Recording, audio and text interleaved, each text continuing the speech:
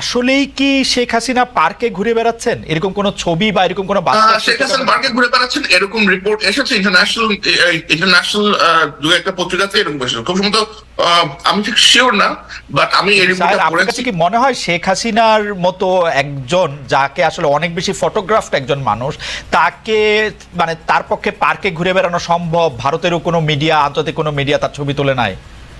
এখন তিনি পার্কে ঘুরে বেরিয়েছেন, এটা ইন্টারন্যাশনাল একটা পত্রিকায় রিপোর্ট করেছে। আমি এই মুহূর্তে স্মরণ করতেছি না আমি সেই রিপোর্টটা দেখেছি, কিন্তু আমার কাছে সেই রিপোর্টটাকে আমার বিবেচনায় সেটাকে একটা এর জন্য আমি আই ক্যানট ভেরিফাই দ্যাট। আমি পড়েছি, সেটাই আমি আপনাকে বললাম যে শেখ হাসিনা যদি ওখানে পার্কে ঘুরতে পারেন অথবা she is having a decent life there, এবং ওখানে বসে উনি তার দলের নেতাকর্মীদেরকে আমার মনে হয় না যে তার জুলকারনাইন, আমার মনে হয় যে আপনার কাছে বরং আমি এই আহ্বানটা করতাম যে জুলকারনাইন, আপনি যে বিষয়টা নিয়ে কাজ করেন, যখন যে বিষয়টা নিয়ে কাজ করেছেন সেইটার বিষয়ে আমরা অনেক ডিপ কিছু জানতে পেরেছি। আমার মনে হয় মানে আমার প্রশ্নটা আমার মনে ছিল যে আমি আপনার কাছ থেকে জানতে চাইবো যে আসলে শেখ হাসিনা এখন কেমন আছেন, কি করছেন। আমার ডিসকন্টেন্ট আপনি দেখেন যে আমি যেটা দেখি যে শেখ হাসিনা টেলিফোনে কথা বলতেছেন কিন্তু খুবই ইনসিগনিফিকেন্ট লোকদের সাথে। তার মানে তার টেলিফোনটা আটকানো হয় নাই, কিন্তু তিনি কিন্তু টেলিফোনে ভারতে অবস্থানরত কোনো নেতার সাথে কথা বলতে সাহস করতেছে না, এই কারণ সেই নেতা কর্মীরও ঝামেলা হইতে পারে ডিউ টু ভারত গভর্নমেন্ট তাকে বলছে তুমি এগুলি করতে পারবে না। এটা হচ্ছে আমার রিড। এটাও কিন্তু আমরা আসলে বলতে পারি না, এটা আমরা স্পেকুলেট করতে পারি যে তার সাথে যোগাযোগ হচ্ছে না। কিন্তু আমি আপনাকে দুইটা জিনিস বলতে পারি।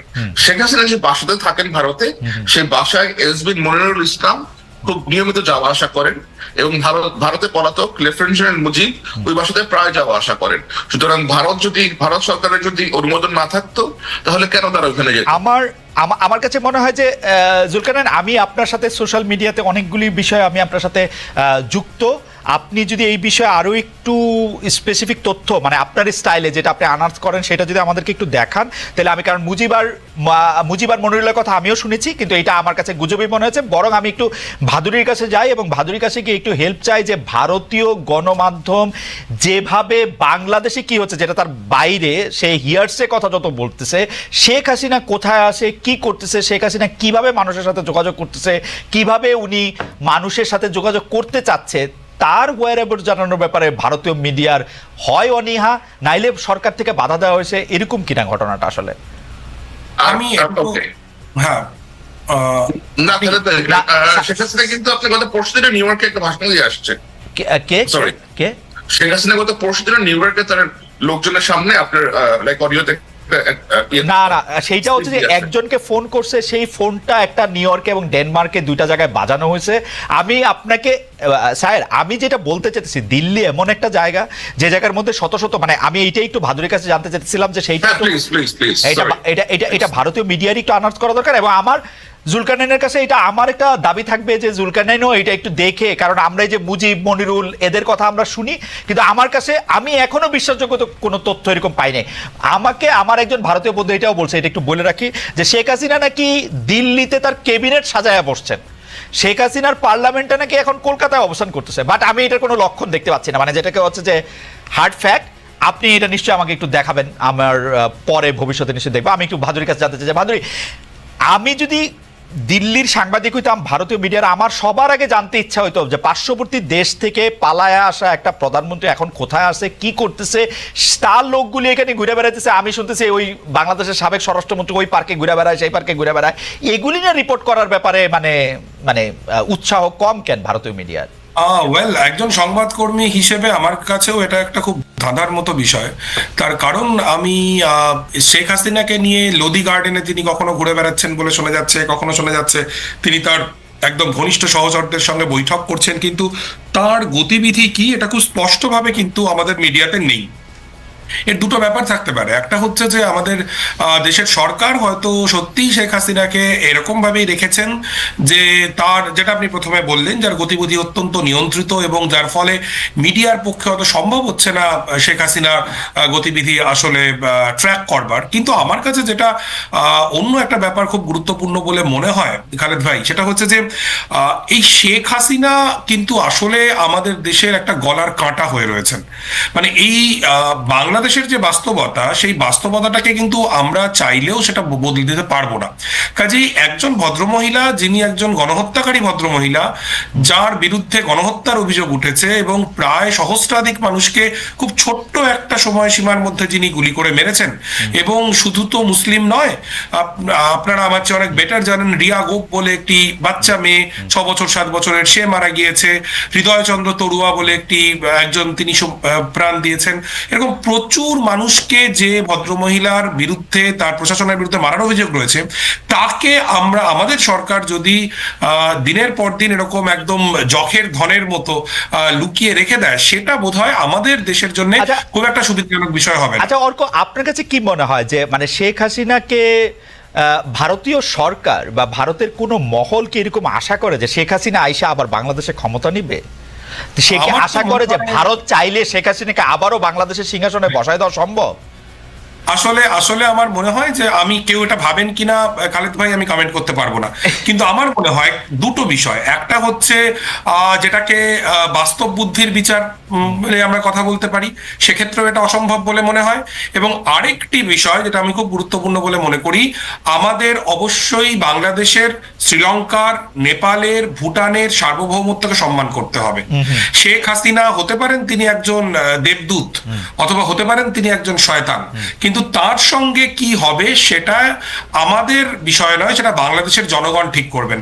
আমরা যারা ভারতের জনগণ, আমরা যারা ট্যাক্স দিই, আমরা প্যালেস্টাইনের পক্ষে অবস্থান নিতে পারি, কেউ ইসরায়েলের পক্ষে অবস্থান নিতে পারি, বাংলাদেশের চলমান গণহত্যার পক্ষে অবস্থান নিতে পারি, বিপক্ষে অবস্থান নিতে পারি, কিন্তু আমার মনে হয় যে আমাদের রাষ্ট্রের এই শেখ হাসিনা নামক ভদ্রমহিলাকে সুরক্ষা দেওয়ার জন্য এত সময়, এত অর্থ, এত এনার্জি, এগুলো ব্যয় করাটা ওই ব্যবসার ভাষায় বলতে গেলে খুব বাজে ইনভেস্টমেন্ট। ভাজরি, আমি আমার ধারণা বাংলাদেশের অধিকাংশ লোক আপনার কথা খুব পছন্দ করবেন। আমি জুলকারনাইনকেও একটু জানতে চাইবো যে ভাদুরী যেরকম পরিষ্কার বলছেন যে আসলে গলার কাটায় এইটা সম্পর্কে তার মতামত, কিন্তু আমার প্রশ্ন হচ্ছে ভারতীয় জনগণ বা পশ্চিমবঙ্গের জনগণ বা আপনার সাথে যারা, তারাও কি আপনার মতো ভাবেন, নাকি তাদের মধ্যে এরকম একটা ভাবনা আছে যে তারা একটু চেষ্টা চরিত্র করলে শেখ হাসিনা টুপ করে বাংলাদেশে ঢুকে পড়তে পারবেন, একটু সময় সবার চোখের আড়ালে লেগে গণভবনেও বসে থাকতে পারবেন, এবং জুলকারনাইন সাহেব সহ আমরা যারা শেখ হাসিনার বিপক্ষে কথা বলেছি তাদের সবাইকে অনেক শাস্তি দিবেন,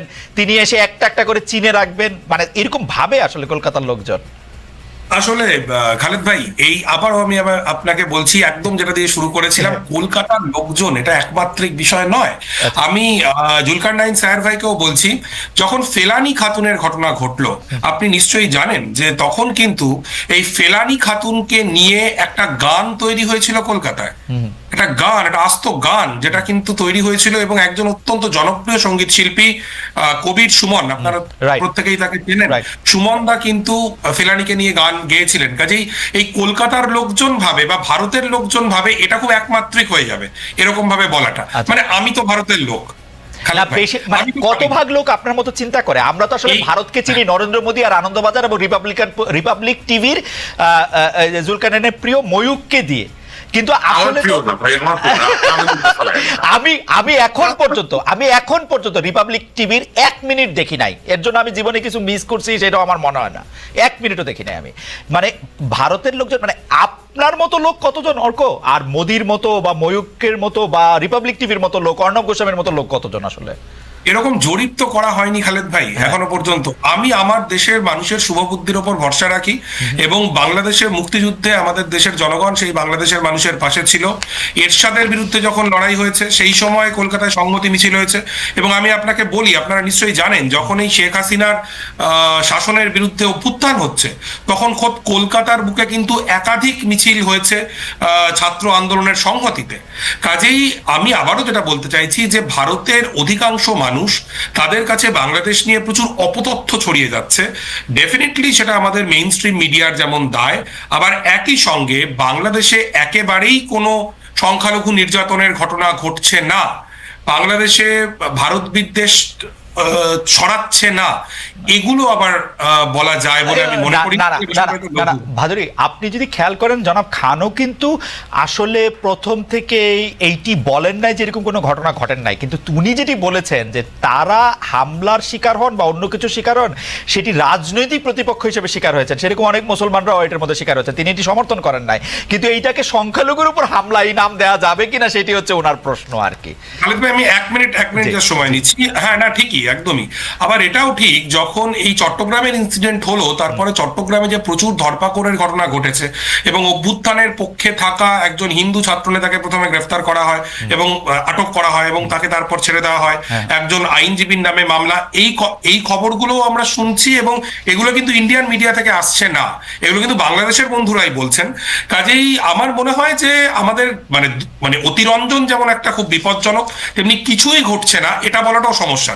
শুধু আমার সমস্যা যেটা আমার দেশের মেইন স্ট্রিম মিডিয়াকে নিয়ে, হাসিনার আমলে যখন সংখ্যালঘু নির্যাতনের ঘটনা ঘটেছে, শেখ হাসিনার আমলে, আওয়ামী লীগের আমলে যখন পুজো মণ্ডপে হামলার ঘটনা ঘটেছে 2021 সালের কথা আমি বলছি, বা বিভিন্ন সহিংসতার ঘটনা ঘটেছে, এই সময় কিন্তু এখন যারা ভারতীয় ফার রাইট, অতি দক্ষিণপন্থীরা বা অন্যান্য মানুষজন যারা খুব সোচ্চার হয়ে উঠেছেন, তারা সেই সময় সোচ্চার ছিলেন না।